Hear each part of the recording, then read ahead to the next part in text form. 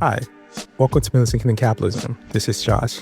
In this episode, we sit down with Gerald, Perreira, longtime Guyanese activist, anti-imperialist thinker, and organizer for a conversation on Cuba, U.S. power, and the unfinished struggle for true independence in the Caribbean and broader global South. We unpack the tightening of U.S. pressure on Cuba, including the attack on the Cuban medical brigades across the region, and examine why Guyana's recent political decisions represent a historical betrayal of transnational solidarity. From Cuba's life-saving medical internationalism and its decisive role in defeating apartheid forces in Angola and South Africa, to the erosion of Caribbean sovereignty under neoliberalism, we trace the deeper structures of neoliberalism and neocolonialism and empire. Perreira situates today's crisis within a broader historical arc: the legacy of plantation economies, the transformation of post-colonial elites into managers of foreign interests, the limits of liberal democracy, and the rise of a global axis of resistance. Gerald Perreira is a liberation theologian, educator, and political activist. He is the chairperson of Organization for the Victory of People, based in Guyana, a member of the Governing Council of the Global Pan-African Movement, and an executive member of the Caribbean Pan-African Network. If you like what we do, want to support our ability to have more conversations like this, please consider becoming a patron. You can do so for a little $1 a month. We bring you these conversations totally independently with no corporate state or grant funding. Okay, so I want to begin a little bit by discussing your article, Turning Its Back on Cuba, Government of Guyana Sells Its Soul. So if you can, talk a little bit about how we should understand the latest tightening of U.S. restrictions on Cuba within the broader decades-long pattern of economic pressures, sanctions, attempts to shape the island's political trajectory. Yeah. Well, ever since the Cuban Revolution, in 1959, the United States never recognized the legitimacy of their Cuban government and the Cuban affirmation of self-determination and their sovereignty. The United States never recognized it. I've pointed out on a number of occasions that if you study the Monroe Doctrine carefully, the U.S. never took the independence and sovereignty of the countries in their so-called backyard seriously. They never did. And a good example of that is what they did when they invaded Guatemala against the Arbenz government, when they invaded several times. They invaded Haiti, and they interfered in the invasion of Grenada, the invasion of Grenada, the early days, the destabilization of their then Chedijigal government, which was the first self-proclaimed Marxist. He was the first self-proclaimed Marxist in this part of the world that was elected into office.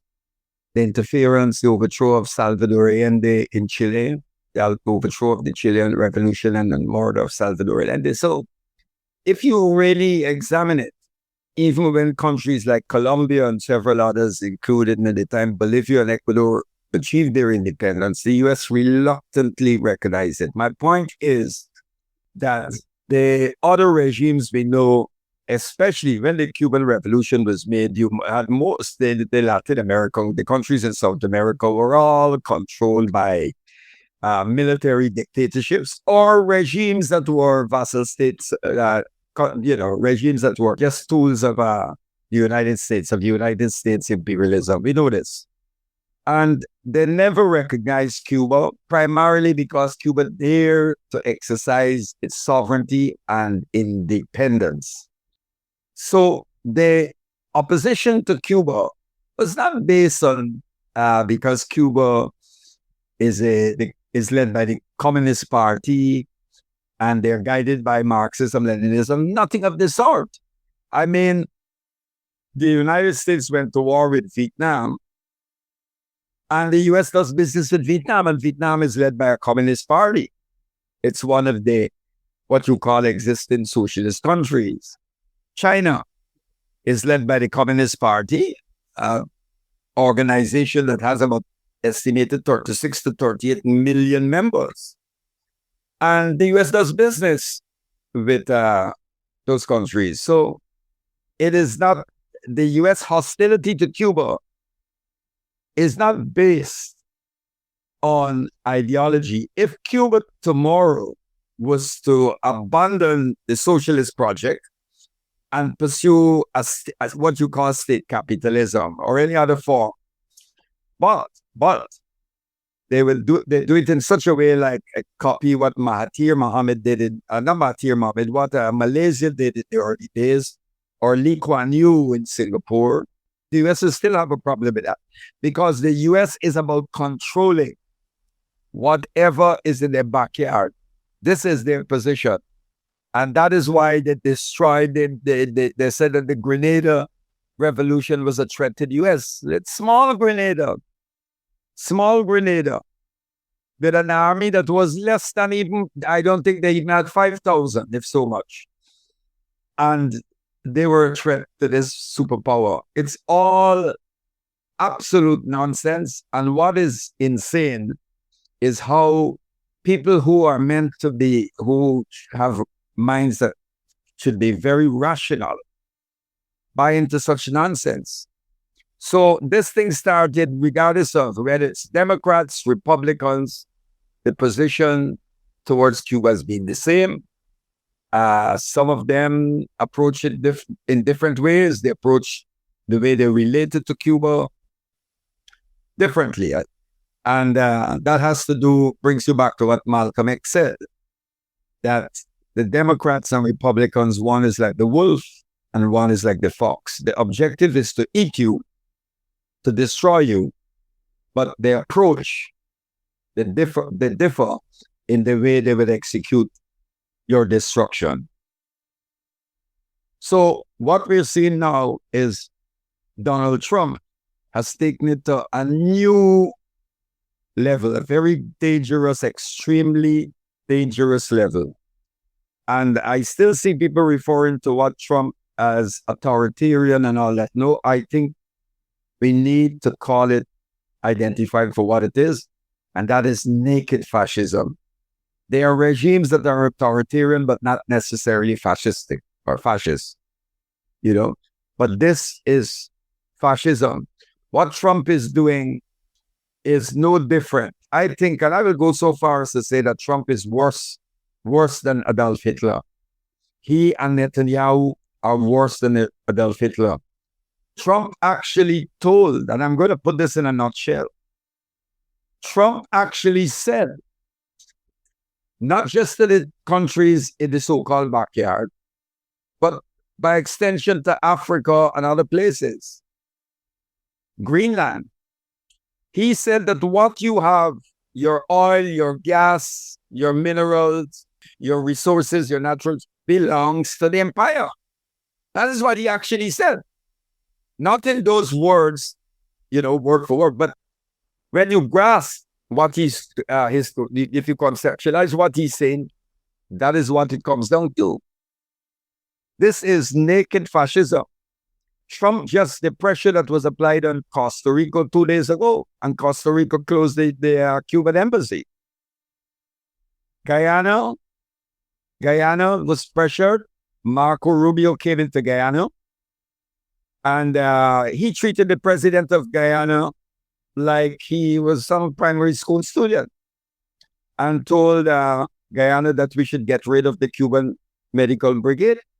And that is what Guyana did. They went to Trinidad, and Kamala Bissessa. Suddenly now, Kamala Bissessa are talking about no democracy in Cuba and all of that, and Trinidad bought into it. The point is this, and I have argued this. What we have now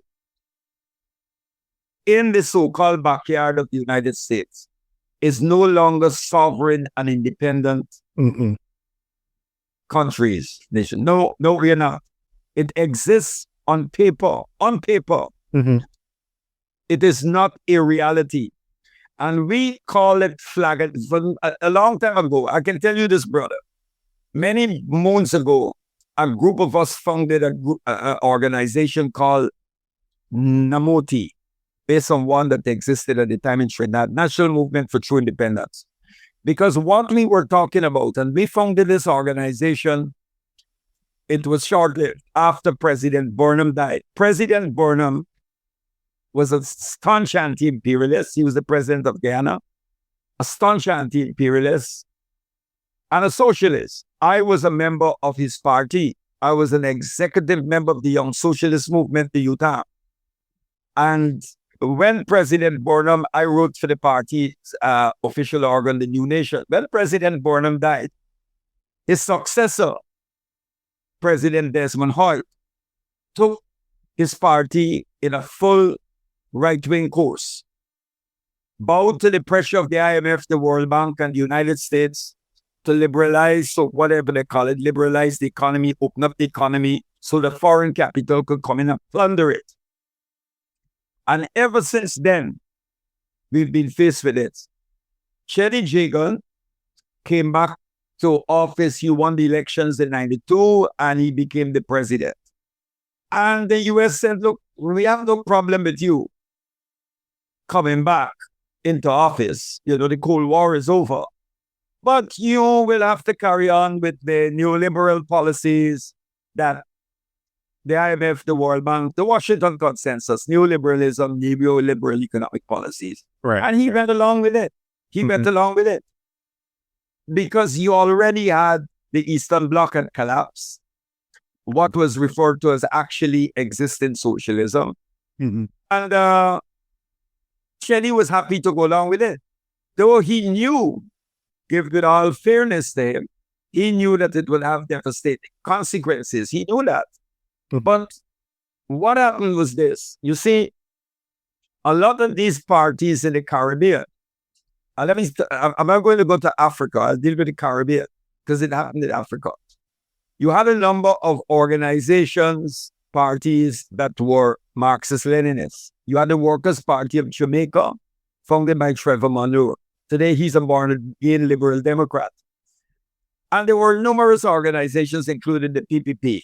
In Guyana, the WPA, Walter Rodney's party, their manifesto, their program, they refer to themselves during the Burnham era as revolutionary socialists. The WPA later entered into a coalition with the Granger Partnership for National Unity, of which the People's National Congress reformed Burnham's party, because when Burnham died, it was People's National Congress, and Desmond Hoyle called it People's National Congress Reform. It still carries that name today, meaning they've rejected all, they've gone beyond, they've dropped all the socialist-oriented policies of Burnham, they've turned their back on that, because they made all of these, whether they were the Marxist-Leninists in the region, many of them, or some of these parties that were talking, saying that they were socialists, after the Eastern Bloc collapsed, they lost their bearings and opted for neoliberal economics. But there were those of us who stood, we were steadfast. And we had no, when the Eastern Bloc collapsed, we didn't lose our bearings. Why? Because there was a tradition. There was a socialist tradition, and it exists, that were critical, a socialist tradition that was critical of the command type of economy or the socialist project that existed in the Soviet Union and Eastern Bloc. C.L.R. James was critical of it. The New Beginning movement in Trinidad and Tobago, there was a lot of Caribbean intellectuals who were socialists. They liked Cuba, they related Cuba, so, but they were critical of what some of them call the Stalinist orientation of the Eastern Bloc. Now, I do not use the term Stalinist because I don't know what it means. It's not Stalinism, it's not an ideology. Yeah. And you gotta be careful because a lot of these Trotskyite groups talk about Stalinists and all of that. Of course. But yeah, and the Trotskyite group, well, they're another, I don't think much of the Trotskyite group. They're disruptors. Years ago, I wrote a piece on the Trotskyite group, because there was a book published called Left Informed, Right in Essence. And they refer to the Trotskyite group to them as the imperial left. Their agents, they worked with imperialism. They do. Yeah. And their positions always dovetailed with imperialism. Anyhow, but there were those of us who said, look, there are other models of socialism. I saw the socialist model in Libya, which was non-Marxist. The Libyan revolution was not anti-Marxist or anti-communist. It was not. And I saw a country that created organs of popular power. There were no political parties in Libya, none. So what they had was, in the early days, they had what was called the union, the Arab Socialist Union. NASA had founded it, and they had branches. And then later, this union, rather than a party, union emphasizing unity, they established what was called People's Congresses and People's Committee. So in every area, you had what was called a basic People's Conference or Congress. And once you were 18, you could join that Congress. Every basic Congress will elect a popular committee, a People's Committee of Management.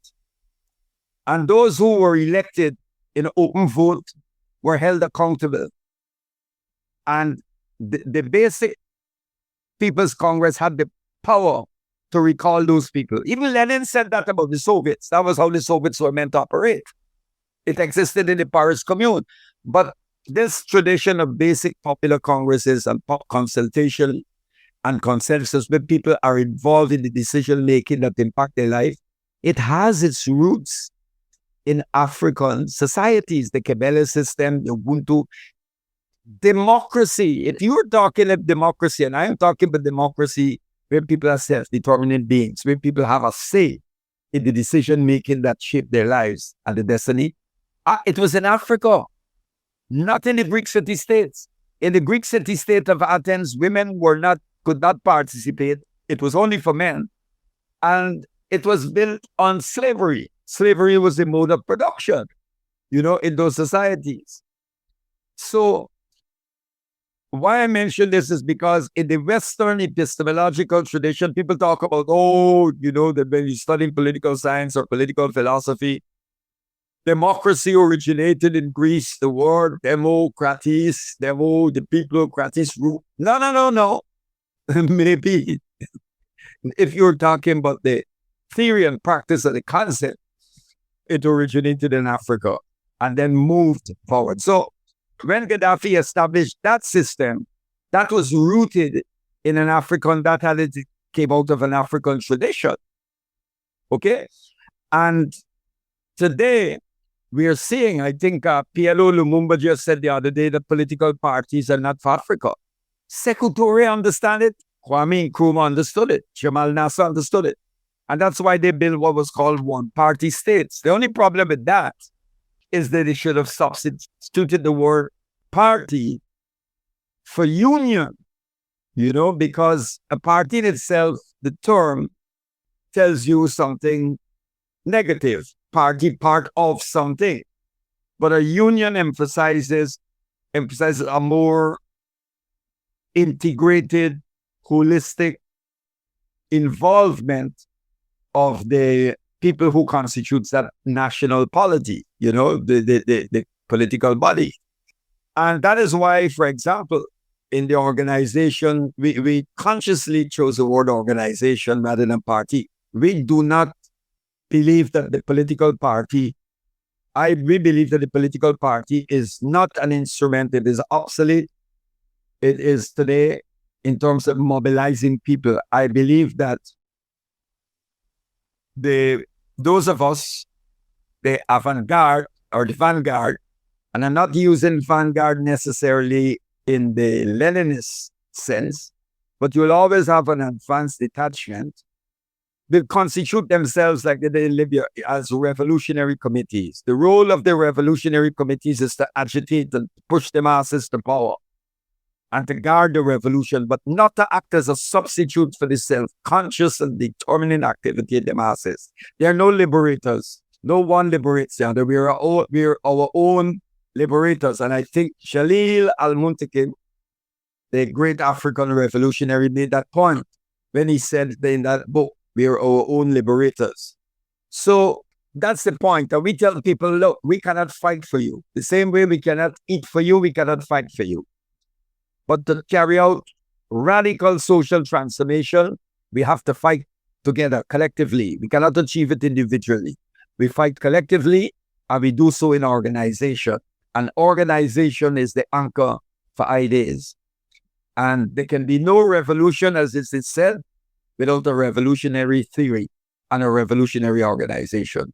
But the role of the revolutionary organization is not to replace the oppressors and rule over the people. Let the people exercise the authority and guide them. So, Muammar Gaddafi once said, when he was given a group of us a talk, and he said, when in Poland, when Poland was on the verge of collapse, you had solidarity with Lech Wałęsa and so on. He said,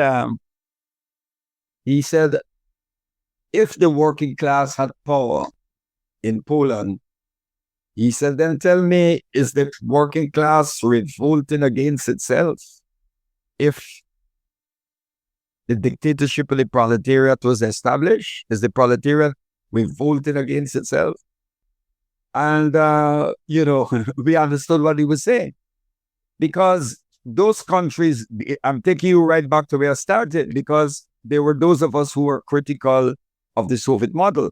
But today, you had Fukuyama's book, The End of History and the Last Man Standing, and that Fukuyama argued that liberal democracy and neoliberal is the final post in the march of human history at the end of communism. Well, they kept saying that communism collapsed and socialism collapsed, right?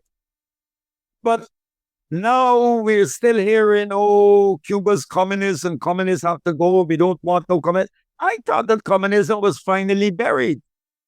I thought so. See, these people, when you listen to them, my brother, when you listen to these right-wing, I'm going to use a word a lot, these right-wing idiots, and you listen to the lunatics. The chief lunatic is Trump, and surrounded by lunatic and ignoramuses. They don't understand the world. They don't understand the world. They do not know what constitutes communism. They don't know what is socialism. Because I can tell you, when you see those marches throughout the world, those hundreds of thousands of protesters and people marching in the streets of Greece, in Italy, in Austria, in Germany, all over the world, Indonesia, it is not just standing up, it's for Palestine and the resistance and standing for Iran. It is also a revolt, a resistance to capitalism that has brought the planet to where it is today. And I can give a moral as well as a religious argument for socialism. Because when I read the Bible, when I read the Old Testament, when I read the Gospel, when I read the Holy Quran, when I examine the Buddhist tradition, I see that at the core of these divine and these revealed books, you can find the groundwork, the foundation for what some people call a ethical socialism right there. In those books, there's people who talk about Buddhist socialism. And that's why you see in Southeast Asia, many people who are communists, many people who are Marxists are also Buddhists. Because in Buddhism, you don't have to believe, if you're hardcore Marxist, if you subscribe to philosophical materialism, that there is no transcendental side to human civilization, that there's no God or so, well, then Buddhists don't have a problem with that. Because in Buddhism, you don't necessarily have to believe in God. Mm-hmm. So that's why there's even what is called a Buddhist socialism. But why I'm mentioning this is because today, many who lost their parents years ago, I honestly believe, I'm not a Marxist. I'm non-Marxist, I'm not anti-Marxist. But no one can deny that Karl Marx was a great thinker and Marx's critique of capitalism stands. And you have to take it forward. And a lot of what Marx said then, we're seeing it today. So you don't have to be a Marxist to recognize that. And the other point is this, and getting back to Cuba, the Cuban Revolution from its inception was they put the blockade and they did everything to destroy the revolution. Acts of destabilization, assassination attempts on Fidel Castro, and all of that. And they did not succeed. My point is this: if capitalism is superior as a socio-economic system, why then do you, the superpowers and these Western nations, the Western capitalist nations that built their economies and societies on colonial genocide and the trade in captured Africans, why do they spend billions of dollars? They've spent billions of dollars over decades to destabilize and undermine socialist governments and regimes. Why do you do that? Why not, as the Russians argued during the Brezhnev era of peaceful coexistence, let the two systems coexist peacefully and then we'll see this who's superior. But they never do that. They destabilize you because they know that if socialism is left, if you do not target it, if you leave those who are building a socialist society, those who have taken a non-capitalist part of development to pursue it without war, it's going to succeed. But the enemy knows that they cannot, the enemy is aware that you cannot give it a chance to flourish, to blossom freely. And that is why Little Grenada eradicated illiteracy, raised the standard of education, healthcare. Grenada was doing things and they destroyed it because it was not meant, they didn't want it to be an example to other Caribbean countries. Look at Nicaragua, led by the Sandinistas. If you compare Nicaragua's achievement in the healthcare system, in education, in agrarian reform, in popular participation in the decision-making process, Nicaragua has achieved what Nicaragua has achieved. None of the other countries in Central America have achieved. Nicaragua has more hospitals in terms of its population than any other country. Mm-hmm. And all of these are achievements. But yet, they do not give these countries a breathing space. Yeah. That's kind of yes, go ahead, brother. No, that kind of, that's a perfect segue to the next discussion, because I do think that like we have to talk about the kind of the factors, right? Because we know that if breaking the embargo requires this kind of coordinated non-compliance by states in the Caribbean and Latin America. Can you just talk a bit about the cultural, political, and economic, or even security factors that make such coordination difficult today? We've seen so many states kind of in many ways, kind of leave Cuba for dead in a sense. I just wanted you to talk a little about these conditions in more specifics, if that makes sense, of why so many position. The same thing with Barbados and Trinidad. The point is today that we do not have leaders of such substance today. We do not. Mm-hmm. And I am not going to dismiss all of them. I know a revolution is not coming right now in the Caribbean. I hope it's doing it. It is there. I hope it's not far around the corner. But I will say this. I will single out Prime Minister Mia Mottley for taking certain positions. Barbados is a small country. We don't expect Barbados to stand up to the great Satan. And this term was coined by Ayatollah Khomeini, the founder of the Islamic Republic of Iran, when he formed the US regime as a great Satan. And our Pan-African brothers all over are using that term, the great Satan.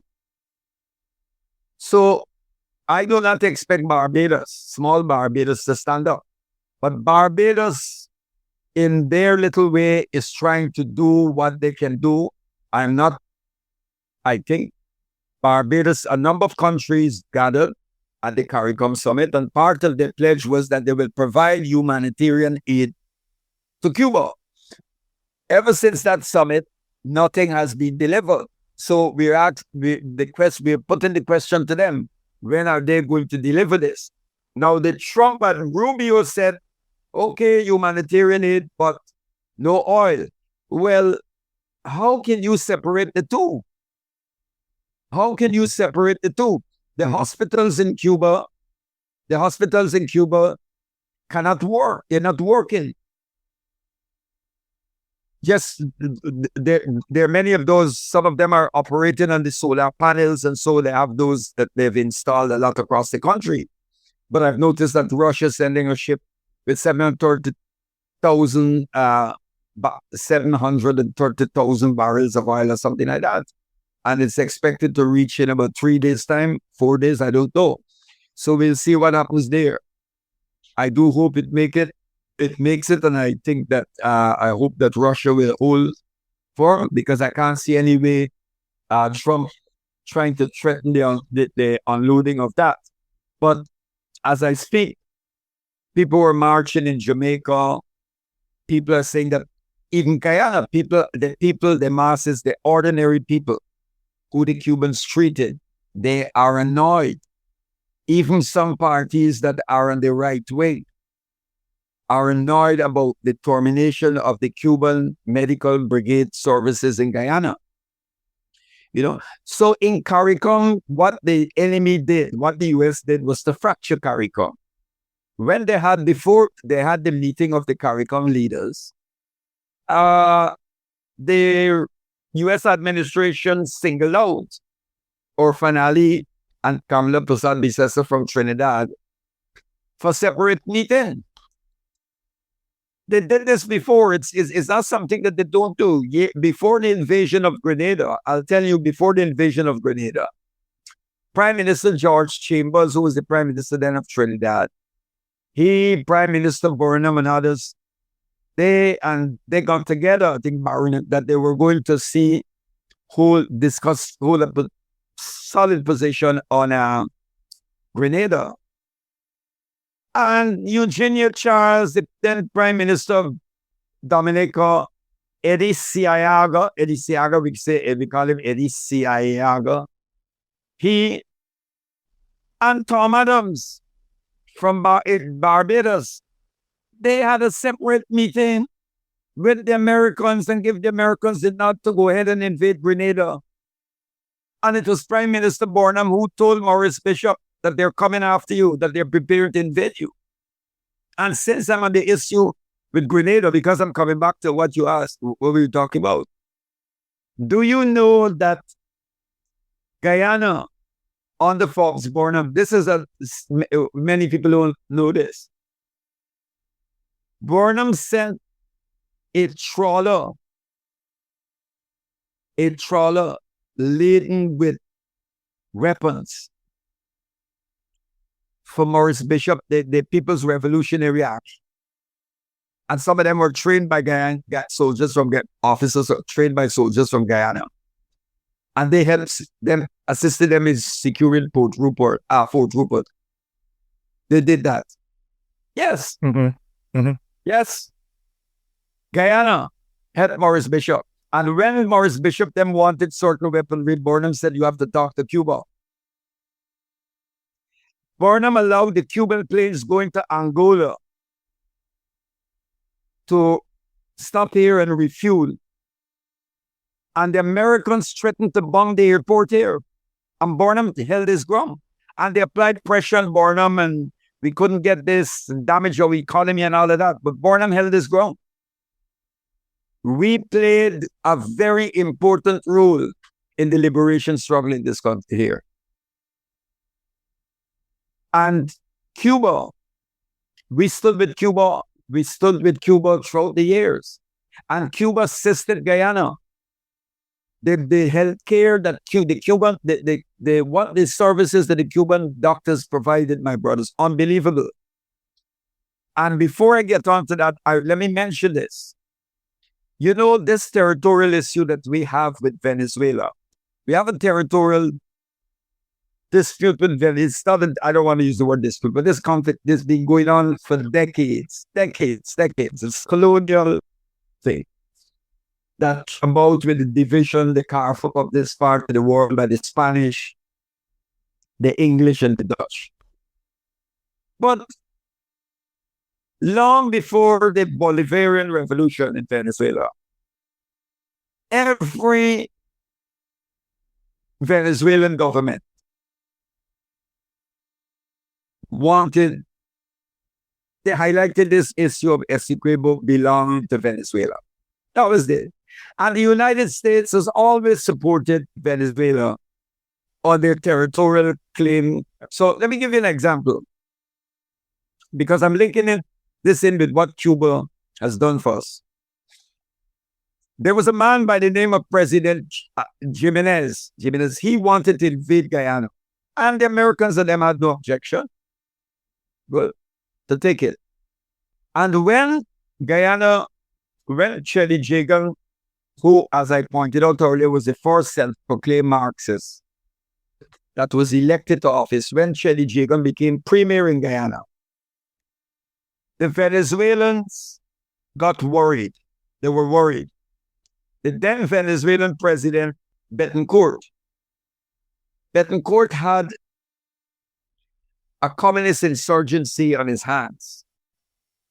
And he was afraid that that a Guyana with a Marxist leader would give assistance to the guerrillas in Venezuela, or allow the guerrillas to use Guyana. Okay?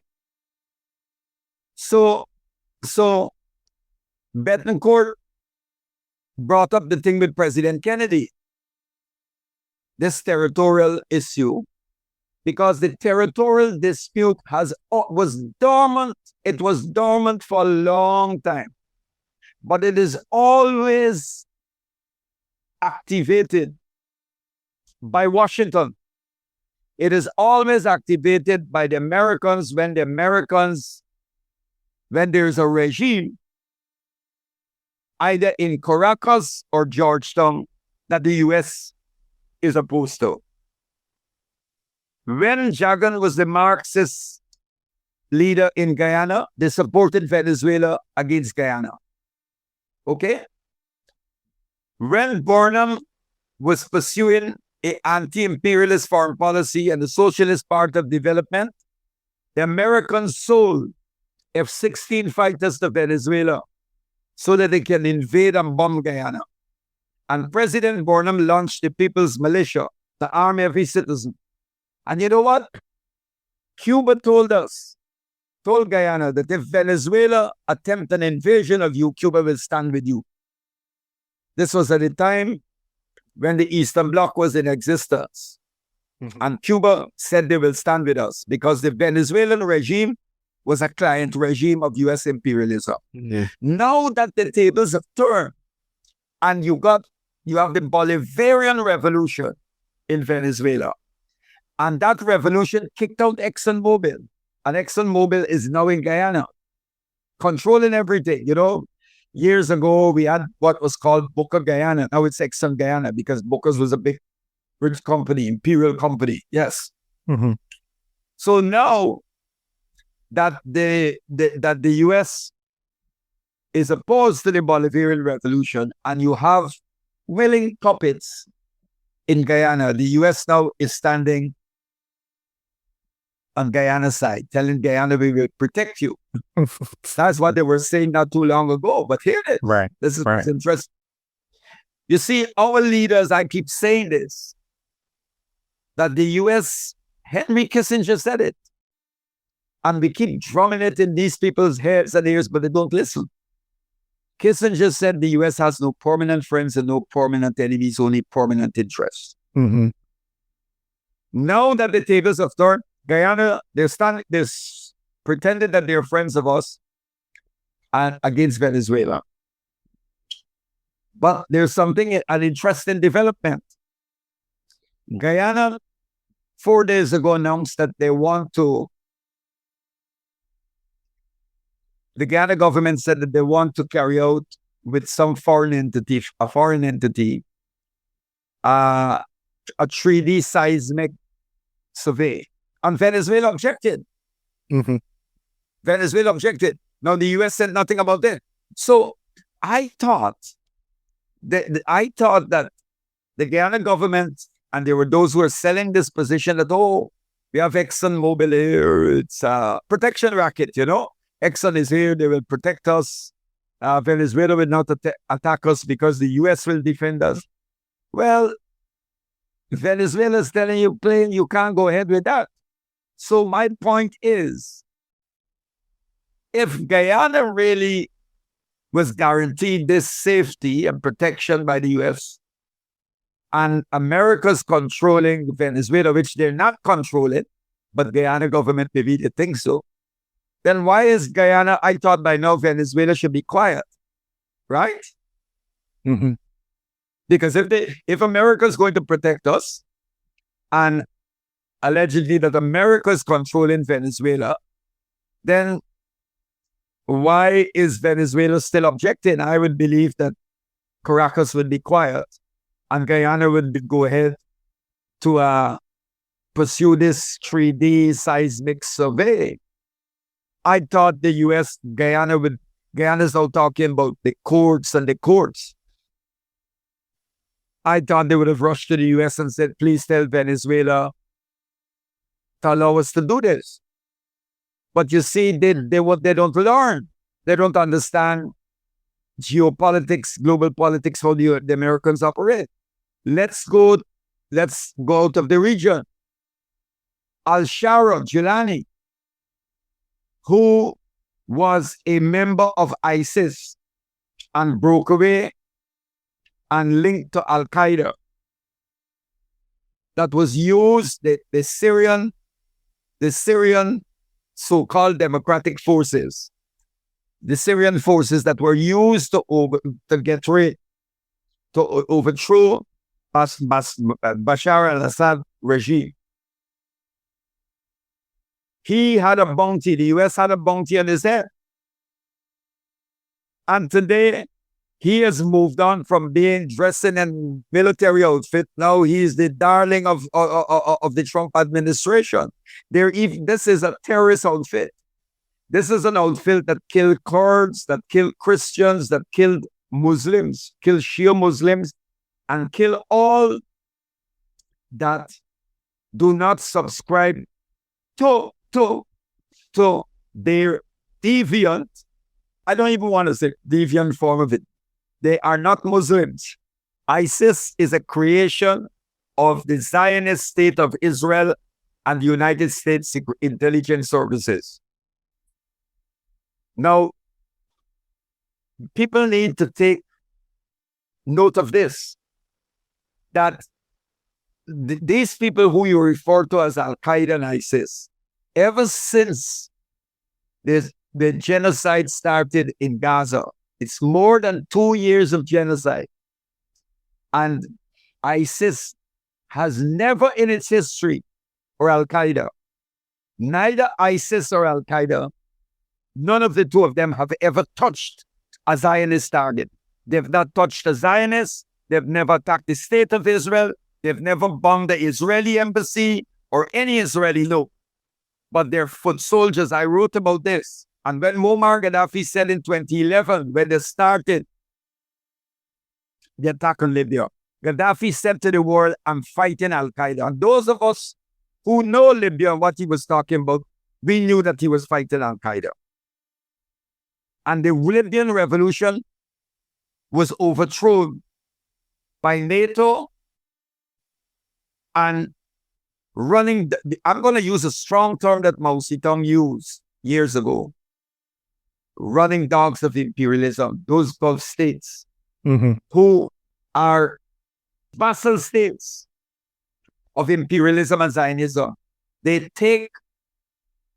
collaborate with Israel and the United States to destroy legitimate revolutionary nationalist regimes like what they did in Libya, Iraq, and now are using the Zionists and Americans are using them against the axis of resistance.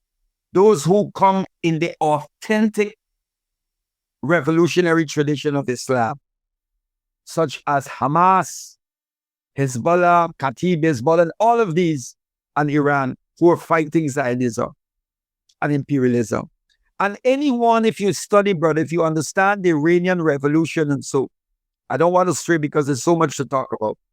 The Iranian Ayatollah said a long time ago, there was a Cuban delegation. A Cuban delegation was visiting Iran many years ago.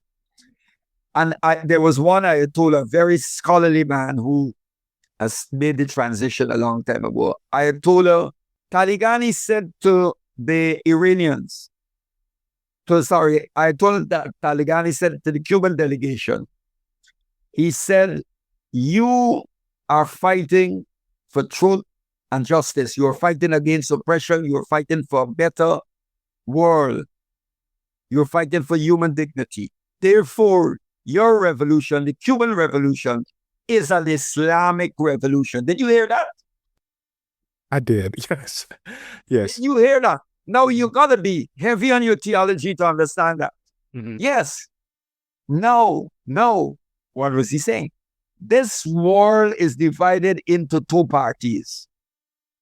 In the Shia tradition, we understand of Islam. Two parties, the party of truth, haq, and the party of batil, falsehood. The party of God, Hezbollah, and the party of shaitan, Hezbollah and Hizbi shaitan.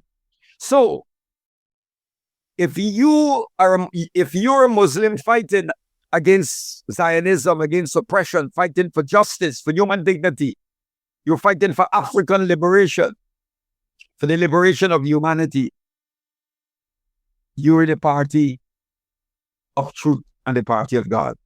If you are a Christian and you're guided by the revolutionary teachings of the Gospels in the Black liberation theology of James Cole, the liberation theology of the Latin America, Bonino, Guterres, if you follow that tradition, you're in the party of God. If you're a Buddhist and you're fighting injustice and oppression, you're in that. If you're a Rastafari and you're fighting for that, you're in the party of God.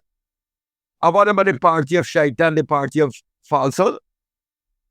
We're going to find Muslims, Christians, Jews, and the same, like what I pointed out earlier in the other cap. My point is, Ali Shariati, the great Iranian revolutionary, said, he said the battle is between true religion and false religion.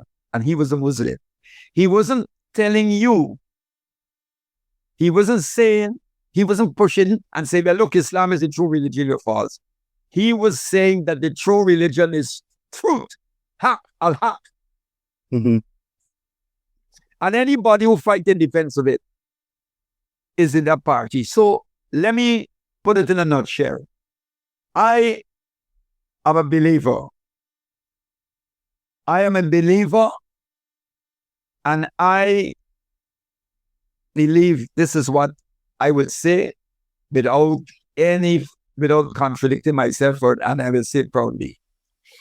I, as a believer, I as a Muslim, I as a Christian, I as a believing in the message of all those noble prophets who were revolutionaries, the prophet revolutionaries, that's what they were. Revolutionaries. I say this, I rather work with a Marxist and a communist who is committed, who's coming out in that street, who's fighting, who I'm seeing on the front lines, than someone who say, I'm a Muslim, I'm a Christian, but is working, aiding and abetting the oppressors. Woe unto them. And that is the message that Larijani sent to the Gulf states. Mm-hmm. The late Larijani. How can you, the Quran warns you, do not take on believers. Do not take your friends from amongst the unbelievers. Who are the unbelievers? Unbelievers are not Christians. Unbelievers are not those who follow the book, who follow Moses. No, those are not the unbelievers. You can be an unbeliever my brother. That is why Jesus said, you will judge them by the fruit that they bear. Is that what you call yourself? It is not what you call yourself. At the end of the day, let us see the fruit that you bear. That is what it is all about. And this battle that we are seeing, this global resistance, in that camp, we have Muslims. We have Muslims who are fighting the axis of resistance. Look, the axis of resistance. From the Houthis, to Hezbollah, to Hamas, to Iran. We have communists who are fighting. Marxists who are fighting. Christians guided by the liberation theology who are fighting. Jews who are anti-Zionists are fighting. Pan-Africanists. Rastafari in the streets. Rastafari. I saw where some Rastafari demonstrators said that if they touch Ibrahim Traore, what they will do to them. So this is the party of truth. All of these, we're a multi-ideological revolutionary force.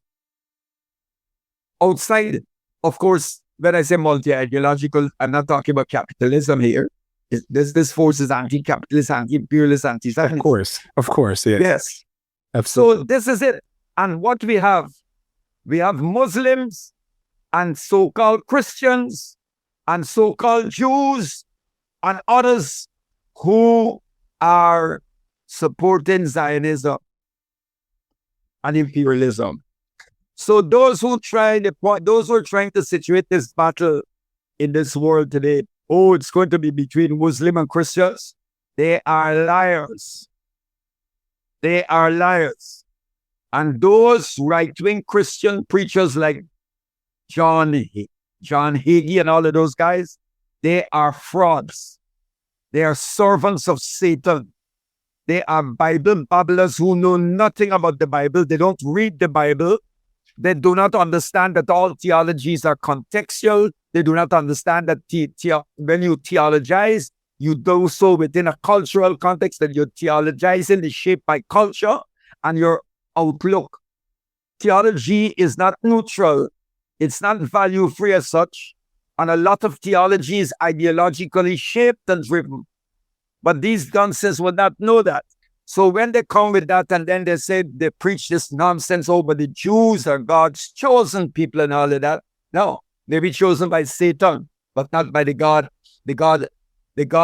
one God that we subscribe to, when we say the God, when we affirm the dignity of the human being by saying the oneness of God and the oneness of humanity. Yeah. So getting right back to what I'm saying is that what we are seeing today is this solidarity, this global solidarity, and people are standing for Cuba. And it is a betrayal. It is an absolute betrayal, a stab in the back of what Guyana has done to Cuba. And I saw where Costa Rica I mentioned earlier, sent home the Cuban Medical Brigade, and there is pressure on other countries. I think Jamaica did the same. Mm-hmm. And I think the next thing that is coming is they're going to tell us to close the embassies, that we must send home break off diplomatic relations. Well, I'm not going to say much of that, but if they do reach there, we are going to make sure we're in the streets, because the United States has no right, Trump has no right to tell any country or any government who we should have relationship with and not. And that is getting back to what I said earlier, that Trump is showing you, Trump and Rubio made it clear, we do not recognize your independence and your sovereignty. You'll do as you're told, or we'll apply that pressure on you. And many Caribbean countries have buckled under that. Right.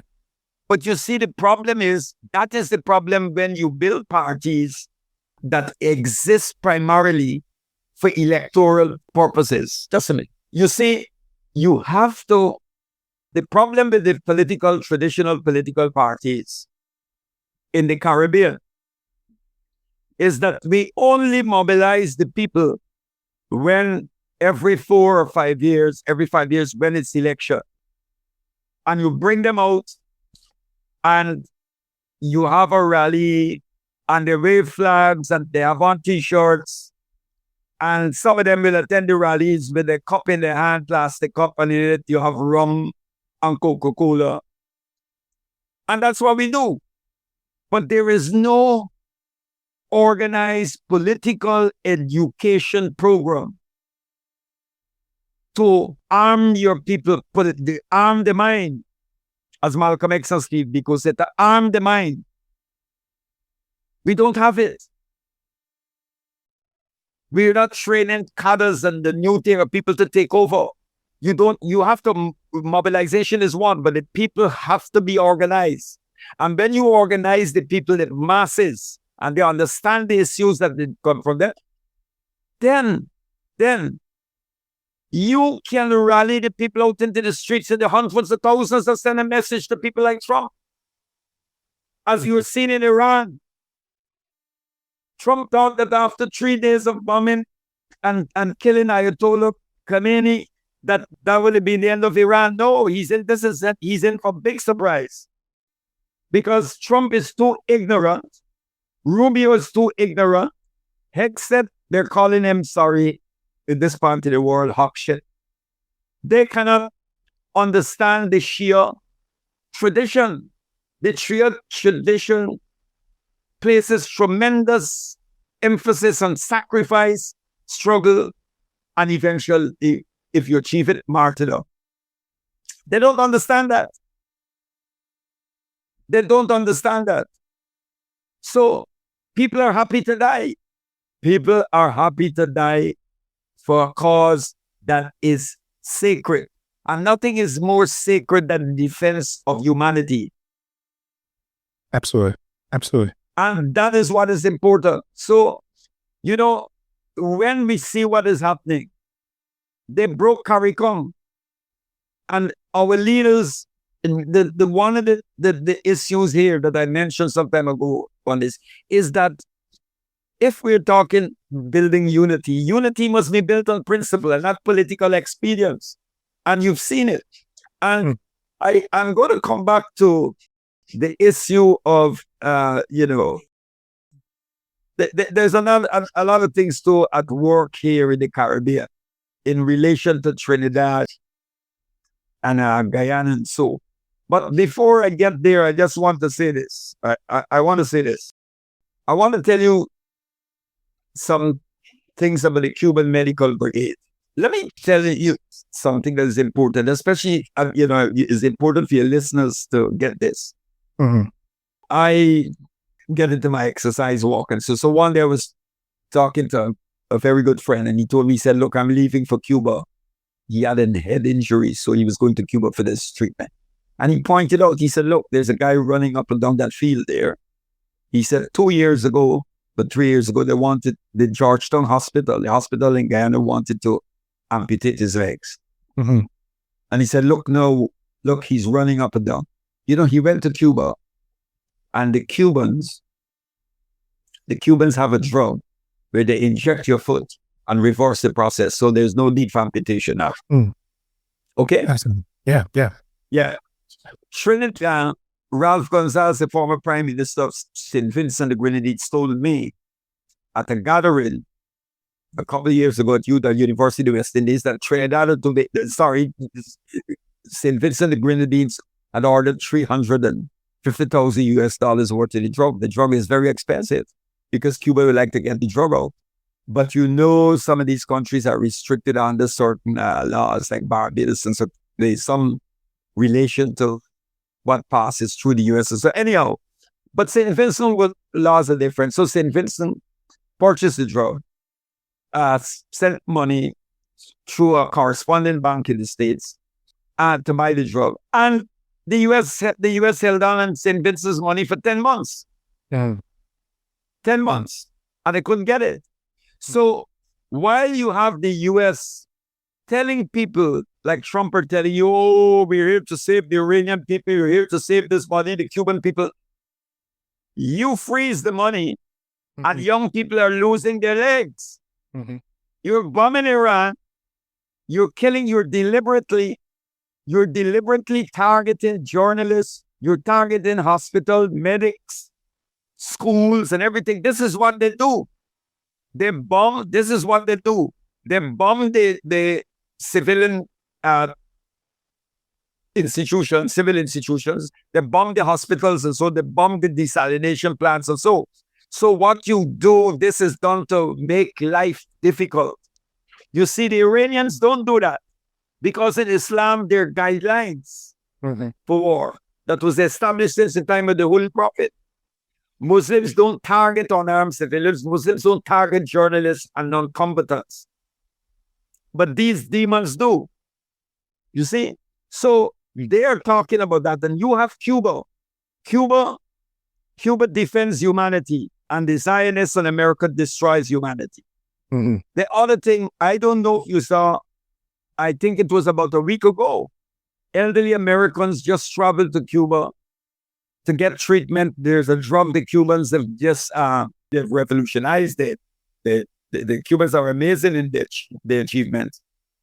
A drug that stops. I think I didn't do much reading on it, but the drug actually stops the progression of Alzheimer's disease. Right? And there are others. I know of instances. There was a young woman here who had a brain tumor in Guyana. Guyana couldn't deal with it. They said, go to Trinidad. Trinidad said it was too complex for them. And they worked on something. They said 3 places you can go: to the States, Venezuela at the time, or Cuba. And she went to Barbados, where a sister resided. I'm just telling you this. And they said, well, to do it in the States would have been about $250,000 Barbadian dollars, which is 2 to 1 US, a lot of money. Venezuela would have cost about 45,000 Barbadian. Cuba did it for 25,000. And that woman, 5-6 years gone now, she's okay. She's living a normal life, no brain tumor. Right. I mention this because I want people to hear and understand what the Cubans did in this country and what they've achieved in medicine. Yeah, that's actually what we want to touch on here. I think we'll even elaborate on it more. But because Cuba's medical brigades, which is currently under attack, right? But they've been central to Guyana's healthcare system since 1978. That's right. But even beyond healthcare, right? Cuba has trained generations of Guyanese professionals through scholarships. Also highlighted how Cuba's role in fighting apartheid forces in Angola, of course, which is pretty infamous. An act that carried enormous risk for Cuba itself. So if you can, just discuss some of that history, right? And the kind of collaboration and why such a moment now, right, where we see the Guyanese government ultimately being silent or actively in collaboration with the kind of suffering of the Cuban the Cuban people ultimately. So yeah. You know, my brother, the first time I went to Cuba was I visited Cuba, I think 5 or 6 times. The last time I went to a conference at Casa de las Americas. The first time I went to Cuba was in 1976. That was 1 week after, I traveled 1 week after the Air Cubana incident. You're aware of that? Where there are some gusanos, some demons living in Miami, planted a bomb on a plane that departed Guyana on the 6th of October, 1976. That plane had Cuban teachers of Spanish who were teaching Spanish in Guyana. And I think the entire Cuban fencing team was wiped out. And we lost 11 Guyanese students. 11 Guyanese died on it, including a number of students who were going to study medicine. And some Guyanese, I think, who were studying One was the wife of a diplomat, and another one was going to Germany. And I think it was 2 Korean diplomats who died. Then that plane, they departed Guyana, and the bomb was placed on the plane in Trinidad. Prime Minister Gonzalez, we have the thing, it read the entire document out. The people who placed that bomb, the plane went to Barbados. They got off in Barbados, and they made a call to the U.S. Embassy. Everything is well documented. And then they played, the rest is history. And I went to Cuba 1 week after. And I met people who volunteered to go and fight in Angola, right? Who went to fight. There's a story of one youngster who was on the age and forged some document or lied about it and got in to go fighting.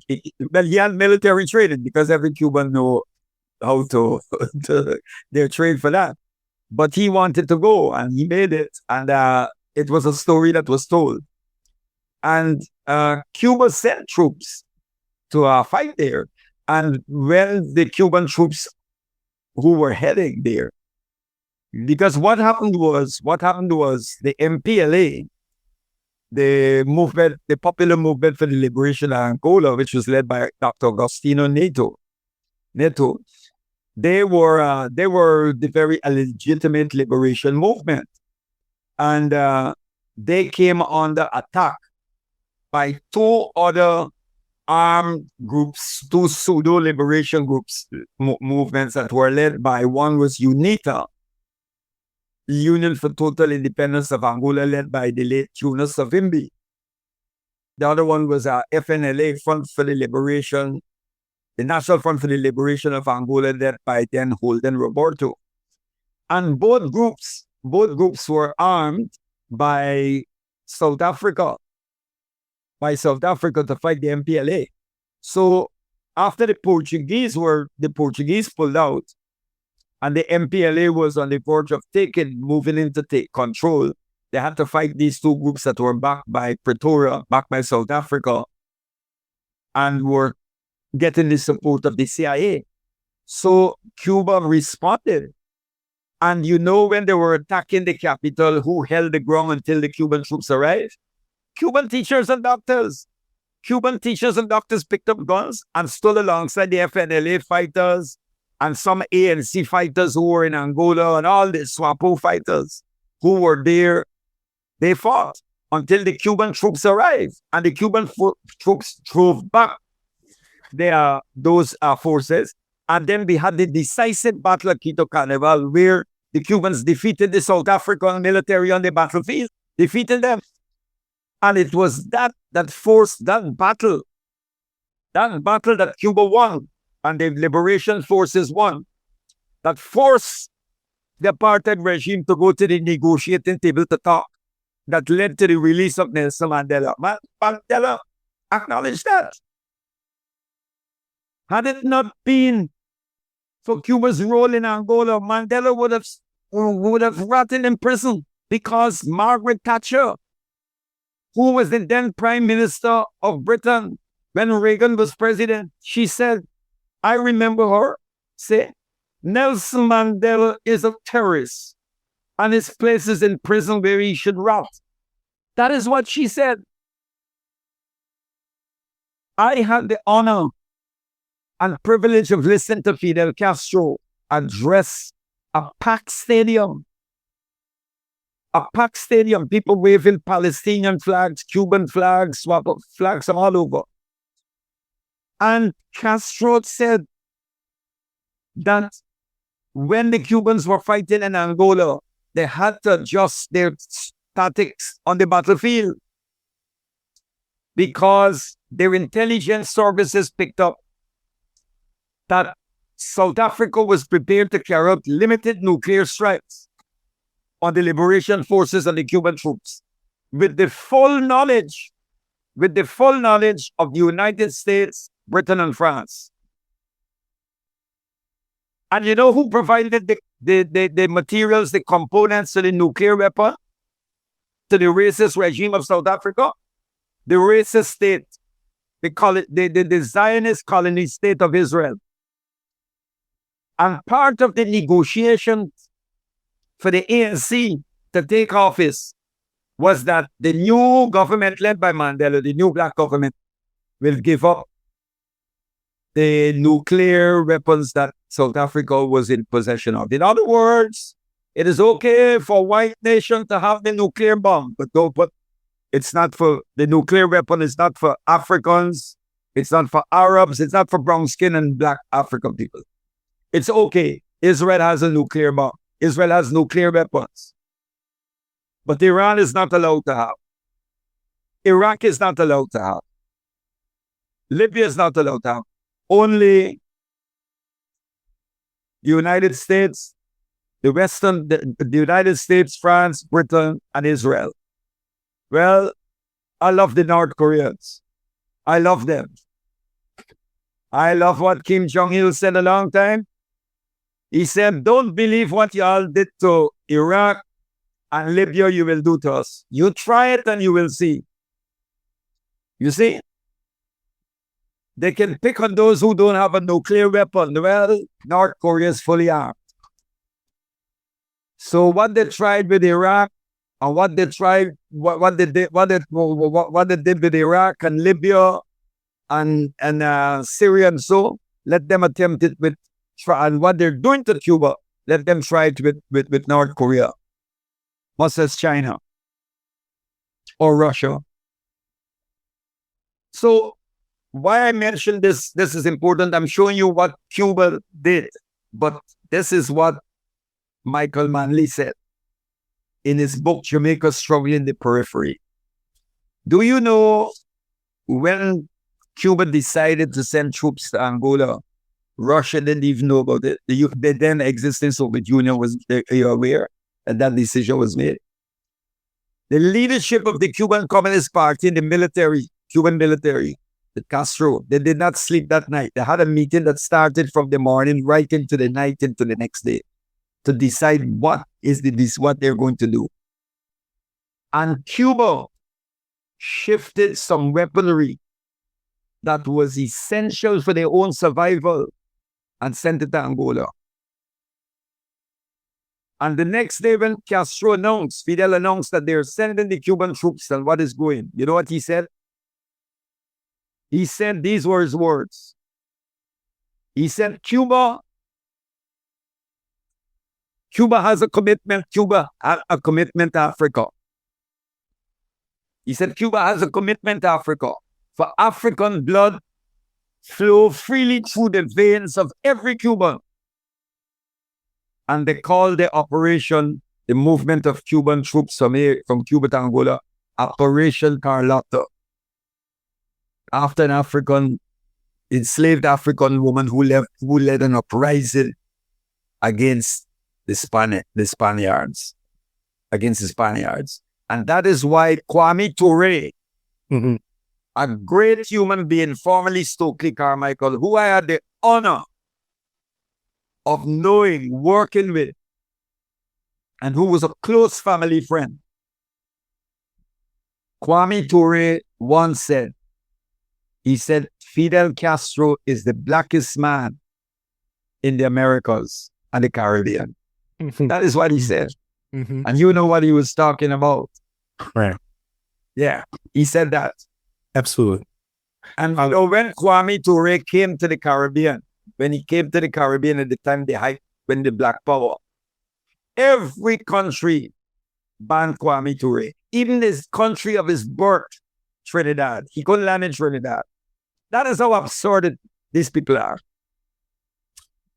He couldn't land there. Only 2 countries Kwame Ture was able to touch in the Caribbean. And that was Cuba, and he came to Guyana. And Cuba was the place Kwame used to go for his medical treatment. And I want to say this, since I'm on Kwame. Kwame Ture is not only a great revolutionary, Kwame Ture was one of the most principled principled, honest, and when it came to revolutionary consistency, I've never seen anything like it. He was a very humble human being. I just want to say that. And Kwame put the struggle so much ahead of his own health, which I thought was, he should not have done that, because had he shown up on time for his treatment, we would have had more years of his wisdom, his knowledge, and contribution to our struggle. But he's no longer here, and I see myself, people like us, we carry forward in his tradition. And we cannot allow we can't drop the baton, because as Walter Rodney once said, history is like a relay race. We pass on the baton, we have to run with it, and we make sure that we don't drop it. We go to the end. So I mention all of that to let people know that, the invaluable contribution that Cuba paid, not only in training doctors, thousands of doctors, providing healthcare, going into areas. Guyana is a very big country with a small population. We have there are parts of Guyana you can go and hide out for 2 years, and people want you can hide and no one will be able to find you. And in those outreaching areas where other doctors, Guyanese doctors and other doctors would not go and work, the Cuban doctors went. The Cuban doctors went and fulfilled their mission. They did a lot for Guyana. What about a lot of Africans in America who, and I don't say African Americans, we're African period, but Africans who were born in America, come from a poor background, who went to Cuba to study. Palestinian. People who if they had gone to medical school, could never pay. So Cuba, all of these people coming to this school, thousands, people from different religious backgrounds, cultures, and everything, and learning from each other and studying together, and at the same time learning the languages of each other. It's an amazing. And they did that with, look with what, they've been able to achieve that with what? And Cuba's not wealthy. But it brings me back to what John Gospel said. It says in John Gospel, greater love has no man that they would lay down his life, his brother, his friend, and by extension, brother, of course. So it gets back to what I'm saying, if you are looking at the ethical principles, these noble ethical, religious, and spiritual principles that were taught by the great prophet revolutionaries, and you're looking for it. I see it in the Cuban Revolution. I see it in the Iranian Revolution. I see it in the Houthi resistance. I see it in the struggles of my brothers in the Sahel countries, in Ibrahim Traore. That's where I see it. That's where I see it. I don't find it. I don't see it in the church and some of the mosques. I don't see it there. And in the temples, I don't see it. I don't see it. Because I know, as Che Guevara said, Jesus Christ was a great revolutionary, but the church hijacked and distorted his teachings. And there's a great African theologian in the United States, Aubrey Hendricks, who wrote an excellent book that I read many months ago, The Revolutionary Message of Jesus and How It Was Hijacked. And the reason for that, brother, is that I keep pointing out up to today. We know this, that every great movement for change, in the initial phase of that struggle, religious, political, or what, the leaders and those who are there in the beginning, they face persecution. And as the movement gains momentum and growth, then they change the oppressors, the status quo changes their approach to how to deal with those movements. So absolutely, instead of now naked coercion and force, they seek to co-opt it or enter into it. Enter inside, go inside. Right. And twisted. And we've seen that it happened with every group. It happened with Islam, it happened with Christianity, it happened with the Jewish tradition, and it also happened within the Marxist communist tradition. Look at the Trotskyites. Look at the Trotskyites. Look at the Trotskyites. Look at Leon Trotsky, what Trotsky did, and the Trotskyite tradition, what the Trotskyites do. Right. Now that kind of gets me into our next point too, because I feel like we see this kind of like neocolonial logic governing governing, it cases all of us, right? I'm in the U.S. We have a very similar situation here, and when it comes to like the racialized and colonized groups here. But in your article, you describe a transformation in which local ruling classes become enforcers of a external power, right? The analogy to plantation drivers suggests the process of internalizing this logic of domination. So can you talk a little bit about how useful is this framework for understanding the political behavior of post-colonial elites today? How does this dynamic echo, older plantation structures, and maybe talk a little bit about, contemporary forms of dependency, like a nation like Guyana is suffering through, if that makes sense. Yeah, if you study, the study of, I mean, you have it in the United States and the plantations that you have there, but in the Caribbean, they started off, it was tobacco cultivation, and then the focus was on sugar. So all the Caribbean countries here were producing sugar. And what they did was the colonizers, they try in the initial stages to force the indigenous people to work on the sugar fields, the plantation in the cane fields. But they did not, they rebelled against that. They fought against that. And many of them, they were not accustomed to that way of that, it was hard. Then they brought the Africans. The Africans were captured and brought here. And the Caribbean society, after slavery came to an end, the Indians came from India as indentured servants to work for a period, and they could either stay. They had a program for them, the system, they could stay, or they can return to India.